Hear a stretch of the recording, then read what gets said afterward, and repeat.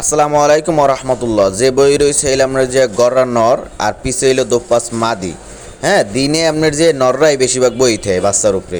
যাই হোক, দোনোটা একটু হালকা হালকা সিট ফাটা ফাটা আছে। বাচ্চাটার ঠোঁটটা কিন্তু সাদা, কিন্তু মাঝখান দেয়া মানে সামনে দিয়ে একটু কালা আছে, ওই কারণে পুরোটা ঠোঁটটা কালো হয়ে যাবে। যাই হোক, আর উপরে একটা বেবি আছে, একটা ডিম আছে। বেবিটা একটু ছোটো, সে কারণে দেখা যায় না। লারা একটু দেখাইতেছে, একটা কথা বলি। এই রকমের বাচ্চা, নিচে যে বাচ্চাটা দেয়ছি গররার দোপাসের, এই রকমের বাচ্চা যদি আপনি টেম করান ছোটো কালো হইতে ভালো মতো পোষ মানবে, জানেন।